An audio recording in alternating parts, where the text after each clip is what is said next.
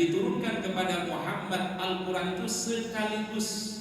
Berarti Al-Quran itu turun kepada Nabi Muhammad sekaligus atau berangsur-angsur, Pak? Berangsur-angsur, ya. Kalau dari Allah kepada malaikat Jibril 30 juz langsung plek-plek.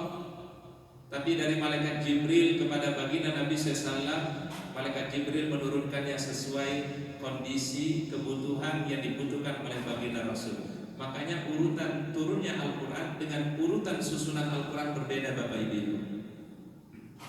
Kalau urutan turunnya Al-Quran itu surat Al-Alaq, surat Mudassir, Muzammil, Al-Qalam, Al-Fatihah. Coba ya, satu lagi, sekali lagi. Kalau berdasarkan urutan turunnya, Pak, Al-Alaq itu Iqra bismi rabbikal ladzi khalaq, Al-Mudassir ya ayyuhal mudassir, Al-Muzammil ya ayyuhal muzammil, kemudian Al-Qalam, Nun wal qalam wa ma yasturun, kemudian baru Al-Fatihah. Tapi kalau kita lihat susunan ketika sudah disusun rapi oleh Rasulullah SAW, maka diawali dari surat Al-Fatihah, kemudian ditutup dengan surat apa? An-Nas. Seperti yang diturunkan pertama kali Allah Ta'ala kepada malaikat Jibril alaihissalam. Tapi dari malaikat Jibril kepada baginda Nabi diturunkannya secara berangsur-angsur, 2 ayat, 3 ayat, 5 ayat. Bahkan kalau kita baca di dalam riwayat-riwayat itu, Rasul kalau ditanya satu hukum oleh para sahabat, belum gak langsung jawab, Pak. Yas'alunaka 'anil khamri wal maisir, yas'alunaka 'anil mahid. Mereka bertanya tentang hukum darah haid misalnya. Mereka bertanya tentang hukum khamr. Rasul gak langsung memberikan jawaban. Beliau tunggu dulu turun malaikat Jibril alaihissalam untuk menyampaikan wahyu. Dan ini ada hikmahnya, Bapak Ibu. Kenapa Rasul gak langsung memberikan jawaban? Kalau Rasul kasih jawaban langsung, jangan-jangan anggapan orang ini Al-Quran disusun oleh Nabi Muhammad. Jangan-jangan Al-Quran ini ucapan Nabi Muhammad. Tapi belum tunggu 1 pekan, 1 bulan, baru datang malaikat Jibril memberikan jawaban, baru beliau sampaikan kepada para sahabat. Makanya setiap kata yas'alunaka di akhir ayatnya atau setelahnya itu selalu ada kata kul, katakanlah wahai Muhammad. Berarti jawabannya bukan langsung dari beliau, tapi jawaban datang pertama kali dari malaikat Jibril. Itu yang disampaikan Rasul kepada para sahabat. Sehingga ini membantah anggapan orang yang mengatakan kalau Al-Quran itu susunan atau buatan Nabi Muhammad Sallallahu Alaihi Wasallam. Masya Allah. Jadi upaya-upaya orang itu ragu dengan Quran itu sudah terbantahkan semua, Pak. Ya. Nah, jadi tadi satu lagi ada urutan turunnya Al-Quran, ada urutan susunan Quran. Kalau urutan turunnya tadi surat Al-Alaq, Al-Mudassir, Al-Muzammil, Al-Qalam, Al-Fatihah dan seterusnya. Tapi ketika sudah turun semuanya, malaikat Jibril alaihissalam membisikkan kepada Nabi, mewahyukan kepada Nabi, wahai Muhammad, letakkanlah surat pertama Al-Fatihah, jumlah ayatnya sekian. Surat Al-Baqarah, jumlah ayatnya sekian. Ali Imran, ayatnya sekian jumlahnya, sampai selesai di surat An-Nas sebagaimana yang Allah Ta'ala turunkan pertama kali kepada malaikat Jibril. Jadi Al-Quran itu tidak ada yang berkurang, Bapak Ibu, ya. Dan Al-Quran itu sudah sempurna, tidak perlu penambahan dan tidak perlu apa? Pengurangan, ya. Makanya setiap kita baca Quran, sekali lagi kalimat yang kita ucapkan adalah Sadaqallahul Azim. Baik, ini tadi yang Allah Ta'ala sebutkan, wa qala alladziina kafaru laula nuzila 'alaihil qur'anu jumlatan wahidah kadzalika linutsabbita bihi fu'ada. Kami turunkan Al-Quran itu berangsur-angsur kepada engkau wahai Rasulullah, firman Allah, supaya meneguhkan imanmu, meneguhkan hatimu. Karena kalau ayat itu turun sekaligus kepada Nabi, Rasul nggak kuat, Pak. Rasul nggak mampu, maka turunnya kepada Nabi berangsur-angsur, 2 ayat, 5 ayat, 10 ayat. Itu cara turunnya kepada baginda Nabi SAW. Itu apa? Liyusabbita bihi fu'ada, supaya hati engkau menjadi kuat wahai Nabi Muhammad, supaya imanmu semakin mantap wahai Rasulullah. Warattalnahu tartila, dan kami bacakan Al-Quran secara tartil kepadamu. Tartil itu artinya adalah dibaca secara perlahan-perlahan oleh Allah Ta'ala kepada Nabi Muhammad Sallallahu Alaihi Wasallam. Warattalnahu tartila. Maka Makanya kalau dalam ilmu tajwid kan ada panjangnya, ada pendeknya, ada ikhfa'nya, ada idghamnya, ada izharnya. Itu di dalam membaca Al-Quran ada kaedah-kaedah membaca yang disebut dengan ilmu apa? Tajwid. Ya. Baik. Kiat yang kedua, cara yang kedua untuk menumbuhkan iman itu kata para ulama, al-imanu billahi wal amalus saleh. Iman yang selalu disertai dengan semangat dalam beramal soleh. Jadi semangat dalam beramal saleh, melakukan kebaikan-kebaikan itu akan menguatkan iman. Jadi iman itu akan diisi terus. Ibaratnya mohon maaf kalau kita punya HP, alat komunikasi, kalau habis baterainya atau lemah baterainya, maka perlu diisi itu, perlu dicas kembali. Apa yang mengecasnya? Tidak ada lain yang bisa mengecas hati itulah kecuali ala amalus saleh. Amal-amal saleh yang kita lakukan, sekecil apapun. Dan Allah Ta'ala lihat bukan pada banyaknya Bapak Ibu ayah bunda, tapi yang dilihat adalah bagaimana melakukan amal itu dawam, continue, istiqomah, wa in qalla, walaupun sedikit. Ya, jadi amal yang paling bagus itu memang amal yang continue. Ya, amal yang continue walaupun sedikit. Jangan sampai amalnya mohon maaf banyak tetapi jarang. Ya Allah Ta'ala cintai amal continue walaupun sedikit, ya. Dan bahkan kita ini kan ibadah jangan sampai melebihi kemampuan kita. Pernah terjadi di zaman Nabi SAW 3 pemuda, ya. 3 sahabat ini Bapak Ibu datang kepada istri baginda Nabi, tanya gimana ibadahnya Nabi SAW. Diceritakanlah bagaimana ibadahnya Nabi. Lalu dari 3 orang ini rupanya yang satu ingin sholat tahajud dari isya sampai subuh, udah pagi tidur. Ya, ada yang sanggup, Pak? Ada yang sanggup? Kayak kagak ada. Ya. Mau sholat malam dari isya sampai subuh, ya, nggak pakai istirahat, nggak pakai tidur. Yang kedua ingin berpuasa sepanjang 1 tahun penuh tanpa putus, ya, puasa 1 tahun penuh tanpa putus, ya. Kemudian yang ketiga tidak mau menikah. Aneh. Ya. Yang ketiga tidak mau menikah. Dia bilang kalau menikah nanti akan repot, akan banyak beban dan seterusnya. 3 hal ini sampailah kepada baginda Nabi Shallallahu Alaihi Wasallam. Rasul tanya kepada sahabat tadi, apakah kalian mengatakan begini dan begini? Kata mereka, na'am ya Rasulullah. Iya wahai baginda Rasul. Ini saking apanya Pak? Saking semangatnya ingin melakukan ibadah yang melebihi ibadahnya baginda Nabi. Berarti ada model-model orang di zaman Nabi itu modalnya semangat tok, tapi tidak melihat kemampuan fisiknya. Maka kemudian Rasul meluruskan Bapak Ibu ayah bunda. Apa kata Rasul? Fa inni aqumu wa anam. Aku sholat tahajud, tetapi sebelum tahajud saya istirahat lebih dahulu, kata Nabi. Inilah kemudian para ulama mazhab yang 4, Imam Abu Hanifah, Imam Malik, Imam Syafi'i, Imam Hambali mengatakan kalau orang mau sholat tahajud sebaiknya dia istirahat lebih dahulu. Ya, itu lebih bagus, itu lebih afdal. Ini yang pertama. Kemudian kata Rasulullah SAW, fa inni asumu wa uftir. Aku ini juga berpuasa, tetapi saya kasih jeda, satu puasa dengan puasa yang lain, satu puasa dengan puasa yang lain. Maka Rasulullah SAW mengerjakan puasa hari Senin, hari Kamis. Ada jeda nggak Bapak Ibu? Ada. Puasa Ayyamul Bid ada jedanya dengan hari-hari yang lain. Puasa Daud ada jedanya, sehari berpuasa, sehari dia libur, sehari berpuasa, sehari dia libur. Dan ketiga kata Rasul, wa atazawwajun nisa. Aku juga berkeluarga kata Nabi. An-nikahu sunnati. Nikah itu adalah bagian daripada sunnah-sunnahku kata Rasulullah sallallahu alaihi wasallam. Berarti artinya kita disuruh oleh Rasul melakukan suatu jangan melebihi apa? Jangan melebihi kemampuan yang kita miliki. Lakukan sesuai kemampuan kita. Bahkan Rasul Sallallahu Alaihi Wasallam begitu baik, ya. Imam saja itu disuruh oleh Nabi kalau orang jadi imam itu jangan terlalu panjang bacaan suratnya, ya. Mungkin imamnya kepingin biar jamaah ini merasakan atau mendengarkan surat yang panjang, tetapi terkadang kemampuan jamaah berbeda-beda. Kalau di pesantren oke. Dulu kita kalau di pesantren memang rata-rata kalau Pak Kiai, Pak Ustadz yang ada di pesantren itu suratnya panjang-panjang, karena dia tahu jamaahnya anak-anak muda.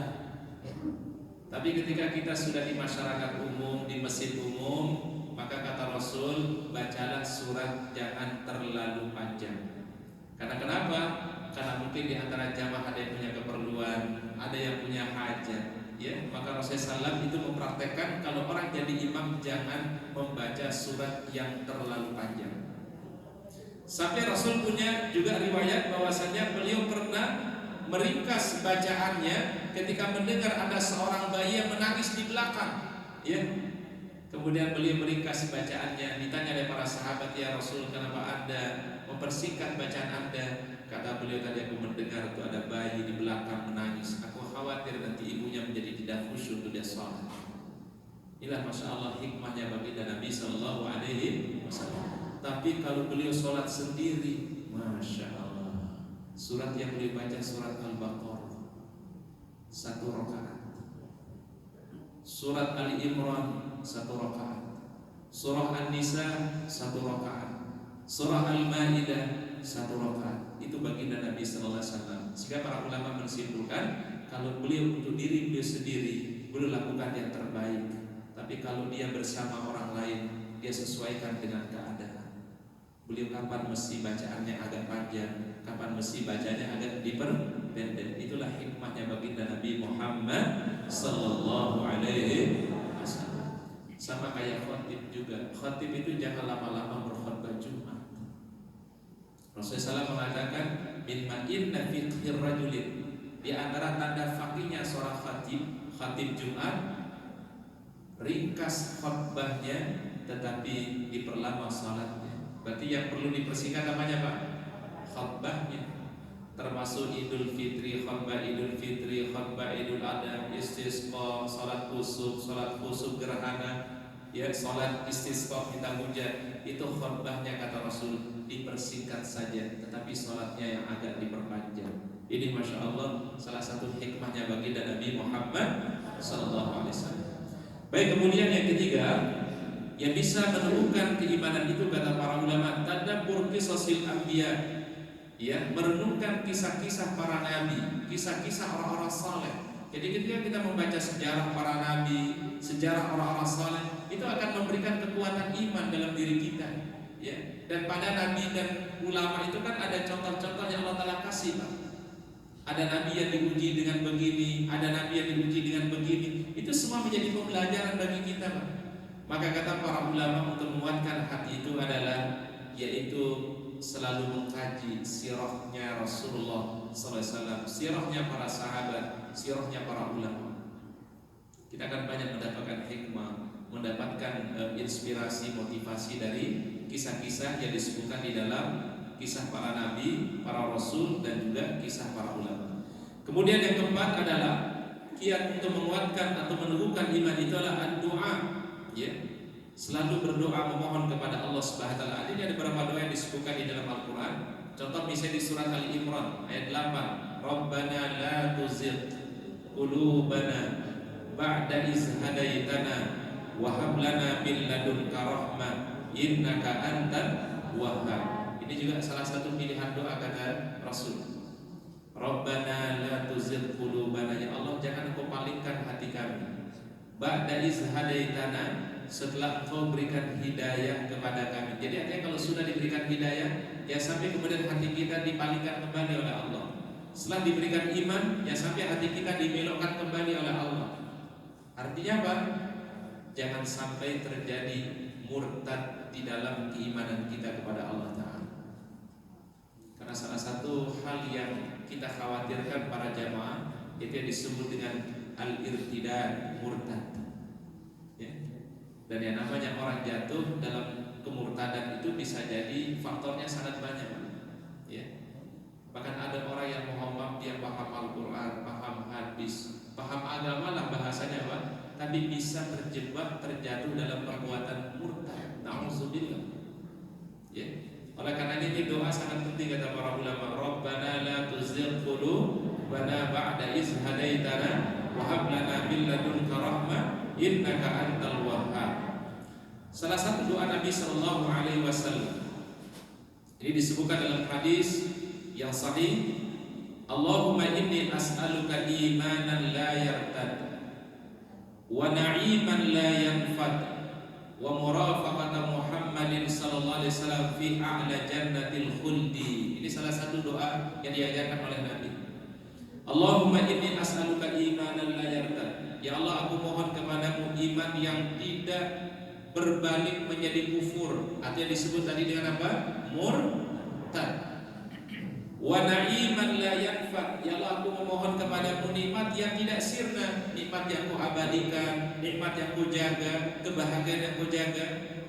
Wa murafaqata Muhammadin sallallahu fi a'la jannatil khuldi, dan mendampingi Nabi Muhammad sallallahu alaihi wasallam di dalam surga yang abadi yang paling tinggi. Ini doa yang diajarkan oleh baginda Rasulullah sallallahu alaihi wasallam. Baik, satu lagi doanya ini disebutkan dalam hadis sahih, Allahumma inni as'aluka imanan la yartad wa na'iman la yanfad wa murafaqata Muhammadin sallallahu alaihi wasallam fi a'la jannatil khuldi.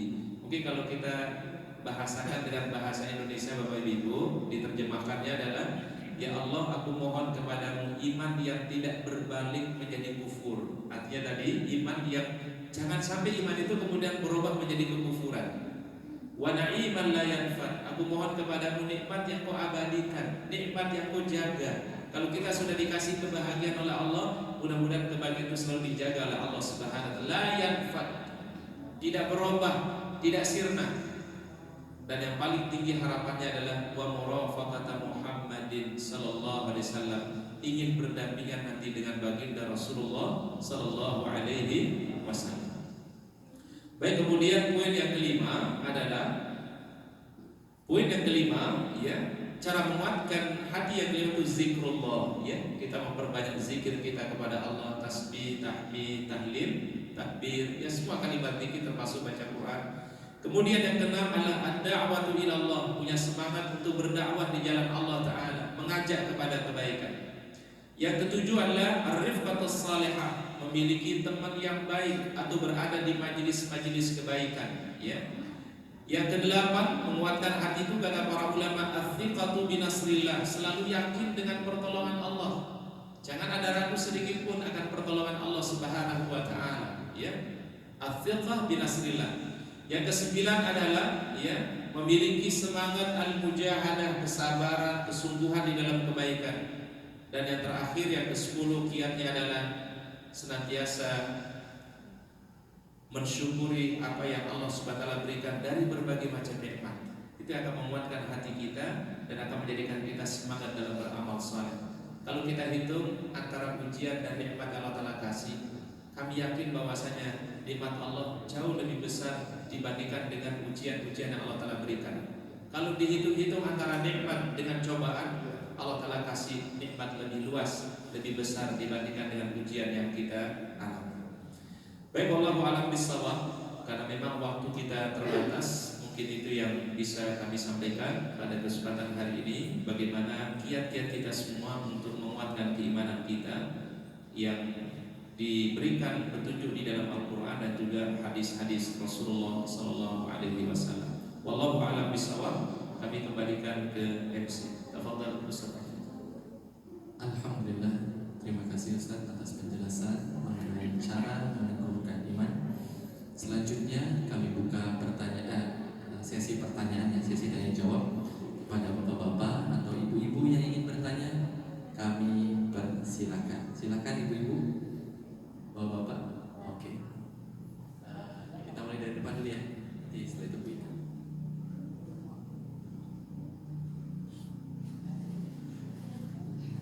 Assalamualaikum warahmatullahi wabarakatuh. Waalaikumsalam.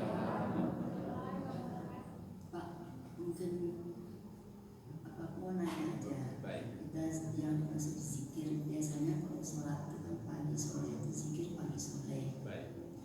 kadang-kadang Pak Ustadz ada rasa aku lagi bosan nih zikir ini, aku ngaji aja deh. Itu bagaimana maksudnya? Iya. Bisa dipakai Pak Ustadz. Terima Baik. kasih. Assalamualaikum. Baik, jazakillah khairan untuk pertanyaannya.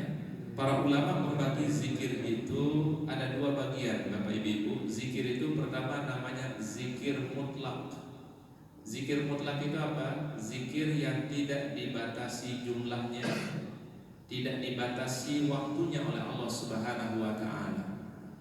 Contoh zikir yang mutlak, subhanallah walhamdulillah wa la ilaha illallah wallahu akbar. Subhanallah bihamdihi subhanallahil azim. La haula wala quwwata illa billah. Membaca Al-Qur'an termasuk zikir mutlak. Jadi kalau mohon maaf misal kita merasa mungkin sudah sering baca zikir, kita ganti dengan baca Quran, boleh? Boleh. Bahkan Imam Ibnu Qayyim al-Jauziyah mengatakan adalah zikir yang paling terbaik, zikir yang paling mulia, tilawatil Quran, mengisi waktu kita dengan membaca Quran. Ini yang poin pertama. Yang kedua, ada zikir namanya zikir yang muqayyad, zikir yang sudah ditetapkan waktunya dan ditetapkan jumlahnya oleh Rasul. Contoh, habis sholat fardu biasanya Rasul membaca subhanallah 33, betul ya? Alhamdulillah 33, Allahu Akbar 33, digerakkan la ilaha illallah wahdahu la syarika. Zikir yang muqayyad. Atau contoh misalnya ada zikir yang dibaca di pagi hari setelah sholat subuh sampai waktu syuruk. Ada juga zikir yang dibaca setelah sholat asar sampai waktu terbenam matahari, namanya zikir sore. Itu waktunya sudah ditetapkan oleh Nabi, jumlahnya pun juga sudah dihitung oleh Nabi Sallallahu Alaihi Wasallam. Jadi ini secara umum ada zikir namanya mutlak, ada zikir namanya muqayyad. Jadi boleh ketika orang ingin memilih, Ustaz saya mau zikirnya pakai membaca Quran saja, boleh, dan itu dikatakan sebagai zikir yang terbaik. Ya, wallahu a'lam bishawab. Baik, ada yang lain silakan. Terima kasih Ustaz. Assalamualaikum warahmatullahi wabarakatuh. Waalaikumsalam warahmatullahi wabarakatuh. Ustaz, sering sekali kita memang merasakan iman ini terkadang naik turun gitu ya Ustaz. Baik. Mungkin kalau tadi kan bagaimana hal-hal yang menambahkan keimanan seseorang, yang tentunya mengkhawatirkan adalah bagaimana iman itu menjadi turun gitu. Baik. Apa yang menyebabkan itu Ustaz?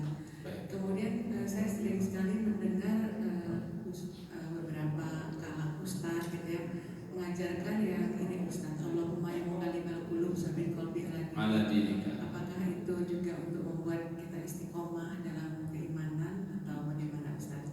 Terutama tadi yang supaya jangan turun itu ya Ustaz. Baik, ya. Apa yang menyebabkan? Apa penyebabnya ya? Supaya kita terhindar dari hal tersebut. Itu Ustaz, terima kasih. Baik. Maaf jika ada yang kurang berkenan. Assalamualaikum warahmatullahi wabarakatuh. Waalaikumsalam warahmatullahi wabarakatuh. Kalau poin-poin yang tadi Ustaz sampaikan itu adalah hal-hal yang bisa menguatkan iman kita, meningkatkan kualitas iman kita. Tentu ada juga sesuatu yang bisa membuat iman menjadi turun, ya. Kapan itu terjadi? Kata para ulama, ketika orang itu menganggap remeh perbuatan dosa dan kemaksiatan. Jadi salah satu racun bagi iman itu adalah menganggap dosa itu hal yang kecil, hal yang remeh. Berarti dosa itu berpengaruh, kemaksiatan itu berpengaruh di dalam keimanan kita. Maka ulama mengatakan apa? Yazidu bil ta'at. Jadi iman itu akan bertambah kalau orang menjaga ketaatan-ketaatannya kepada Allah. Tapi iman itu akan turun apabila dia senantiasa bermaksiat dan tidak bertaubat kepada Allah Subhanahu wa taala. Kalau diibaratkan oleh Nabi, hati itu sama seperti gelas yang isi air putih, kata Nabi SAW. Jadi kalau ini diisi dengan kebaikan, jadi kalau diisi dengan kebaikan, maka air itu akan terjaga kemurniannya, kebersihannya, ya. Tapi ketika ada dosa, kata Nabi, itu ada bintik hitam, terus kalau dia tidak bertaubat kepada Allah. Kalau sudah bintik hitamnya banyak, maka hati itu akan dipenuhi dengan bintik hitam yang kemudian dia mengeras, kata Rasulullah. Kalau sudah mengeras, itu yang disebut dengan kalla barrana ala qulubihim ma kanu yasibun. Jadi nasihat sudah lagi tidak bermanfaat, ya. Peringatan lagi itu sudah tidak bermanfaat. Hatinya memang sudah selalu menolak kebenaran. Itu kalau udah hatinya diliputi dengan bintik-bintik hitam tadi. Kalau dia tidak bertaubat kepada Allah Subhanahu wa taala, maka cara membersihkan noda-noda itu, kata para ulama, bersihkan dengan zikir, bersihkan dengan istighfar, bersihkan dengan taubat kepada Allah Subhanahu wa taala. Maka Rasul orang yang dikenal paling memperbanyak istighfarnya. Padahal beliau orang sudah dapat jaminan ampunan Allah, surganya Allah, tapi beliau tidak lepas selalu membaca kalimat istighfar. Rabbighfirli wa tub alayya innaka antat tawwabur rahim. Astaghfirullah wa atubu ilaih. Astaghfirullahal azim allazi la ilaha illa huwal hayyul qayyum wa atubu ilaih. Baik, kemudian pertanyaan kedua tadi, Ustaz, termasuk doa Allahumma ya muqallibal qulub tsabbit qalbi ala dinika bisa dibaca untuk menguatkan hati atau iman? Bisa. Karena itu memang yang sering dibaca oleh Rasulullah SAW, seperti riwayat Ummu Salamah radhiyallahu anha. Jadi Ummu Salamah menceritakan Rasul di antara doa yang sering dia perbanyak ada dua. Doa yang sering diperbanyak oleh Nabi ada dua doa. Pertama, Allahumma ya muqallibal qulub tsabbit qalbi ala dinika. Yang kedua, doa sapu jagat.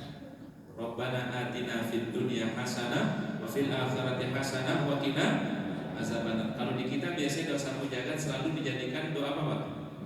Penutup. Jadi pamungkas sudah semua diminta, ini diminta, ini diminta, ini diminta, nanti ujungnya itu adalah Rabbana atina fid dunya hasanah wa fil akhirati hasanah wa qina azabannar. Doa ini sebenarnya nggak mesti di belakang, boleh dibaca di depan, Pak. Ya, kita awali doa kita, bermohon kita dengan kalimat Rabbana atina fid dunya hasanah. Orang tawaf saja di Baitullah, kalau dari rukun Hajar Aswad ke rukun Yamani doanya bebas, tapi dari rukun Yamani Hajar Aswad itu doanya cuma doa sapu jagat saja. Rabbana atina fid dunya hasanah wa fil akhirati hasanah wa qina azabannar. Boleh ditambahkan wa adkhilnal jannata ma'al abrar ya aziz ya ghaffar ya rabbal alamin. Itu hanya dibaca antara rukun Yamani Hajar Aswad, rukun Yamani Hajar Aswad, cuma doa Rabbana aja yang dibaca oleh Rasulullah sallallahu alaihi wasallam. Itu dua doa yang paling sering diulang-ulang oleh Nabi SAW. Jadi kalau bisa Rabbana atina fid dunya itu adalah sering-sering dibaca, jangan cuma dibaca di penghujung doa saja. Imam Ahmad bin Hanbal, ketika ada orang bertanya kepada beliau, wahai sang imam, doa apakah yang paling terbaik? Imam Ahmad nggak mau bingung-bingung, Pak. Apa kata Imam Ahmad? Baca doa sapu jagat. Rabbana atina fid dunya hasanah wa fil akhirati hasanah wa qina azaban, karena menghimpun kebaikan dunia dan segala kebaikan akhirat. Itu ada di doa itu. Baik, wallahu a'lam bishawab. Satu pertanyaan lagi, Mungkin kalau ada satu pertanyaan lagi, mungkin dari bapak-bapaknya mungkin. Iya, silakan Pak Ferry kayaknya. Assalamualaikum warahmatullahi wabarakatuh. Baik, waalaikumsalam warahmatullahi wabarakatuh. Mengenai zikir tadi kan ada zikir pertama, zikir pagi. Juga kan ada juga zikir setelah Sholat. sore hari Jumat sore. Iya. Kan. Kalau kita tahu artinya itu kan bagus gitu. Baik. Boleh nggak kita gunakan di waktu-waktu yang Lain. Baik. Itu aja. Assalamualaikum warahmatullahi wabarakatuh. Baik, jazakumullah khairan katsiran. Ada satu pendapat dari Imam Nawawi, Bapak Ibu. Apa kata Imam Nawawi? Zikir itu adalah, atau doa itu adalah babun wasi, satu pintu kebaikan yang sangat luas. Contoh misalnya, zikir pagi dan zikir petang kan di situ ada doa-doanya ya. Ada doa yang dibaca di Rasulullah SAW di pagi hari dan juga doa dibaca di sore hari. Boleh nggak kita amalkan doa itu juga di luar daripada waktu itu? Kata Imam Nawawi, hukumnya boleh, karena doa itu bebas sebenarnya, ya. Jadi yang paling utama memang di zikir pagi dan petang, tapi kalau dibaca di luar itu juga adalah suatu yang baik. Berarti mengamalkan doa yang ada di zikir pagi, mengamalkan doa yang di zikir sore hari, boleh kita amalkan, ya. Jadi bukan hal yang Pak, yang tidak boleh, tapi justru kata Imam Nawawi sangat dibolehkan untuk mengamalkan doa-doa yang bersumber dari Rasulullah sallallahu alaihi wasallam. Wallahu a'lam bishawab. Mungkin itu yang bisa kita kaji pada hari ini. Mari kita tutup dengan doa bersama. Pertama kita doakan untuk para pendiri Masjid Baitul Jabbar, mudah-mudahan Allah Ta'ala memberikan kemuliaan, ya. Allah Ta'ala yang telah mendahului kita diberikan ampunan rahmat oleh Allah Subhanahu wa Ta'ala. Seluruh pengurus Masjid Baitul Jabbar dan juga pengurus Majelis Alim An-Nisa mudah-mudahan selalu diberikan kesehatan barokah oleh Allah Ta'ala. Seluruh jamaah insyaallah kita, keluarga kita selalu dijaga, dilindungi, diberikan keistiqomahan oleh Allah Subhanahu wa taala. Bismillahirrahmanirrahim. Alhamdulillahirabbil alamin hamdan na'imin hamdan syakirin hamdan yuwafi ni'amahu yukafi mazidan. Rabbana lakal hamdu kama yanbaghi li jalali wajhikal karim wa 'azimi sultanik. Allahumma shalli ala Muhammad wa ala ali Muhammad. La ilaha illa anta subhanaka inna kunna minaz zalimin. La ilaha illa anta subhanaka inna kunna minaz zalimin. La ilaha illa anta subhanaka inna kunna minaz zalimin. Allahumma la tada' lana dhanban illa ghafartah wa la hamman illa farajtah wa la maridan illa syafaitah wa la hajatan min hawaijid dunya wal akhirah illa qadaitaha wa yassartaha ya rabbal alamin. Allahumma ya muqallibal qulub tsabbit qulubana ala dinika. Rabbana la tuzigh qulubana ba'da idh hadaitana wa hab lana min ladunka rahmah innaka antal wahhab. Ya Hayyu ya Qayyum ya Dzal Jalali wal Ikram. Hasbunallahu wa ni'mal wakil. Hasbunallahu wa ni'mal wakil. Hasbunallahu wa ni'mal wakil. Ni'mal maula wa ni'mal nasir. Allahumma inna nas'aluka ilman nafi'an wa rizqan thayyiban wa 'amalan mutaqabbalan. Allahumma inna nas'aluka husnal khatimah. Allahumma inna nas'aluka husnal khatimah. Allahumma inna nas'aluka husnal khatimah. Rabbana taqabbal minna innaka antas samiul 'alim. Rabbana atina fid dunya hasanah fil akhirati hasanah wa qina adzabannar wa adkhilnal jannata ma'al abrar ya aziz ya ghaffar ya rabbal alamin. Rabbana atina fid dunya hasanah fil akhirati hasanah wa qina adzabannar. Da'wahum fiha subhanakallahumma wa tahiyyatuhum fiha salam wa akhiru da'wahum anil hamdulillahi rabbil alamin. Kita sempurnakan doa kafaratul majlis. Subhanallah wa bihamdika asyhadu an la ilaha illa anta astaghfiruka wa atubu ilaik. Assalamualaikum warahmatullahi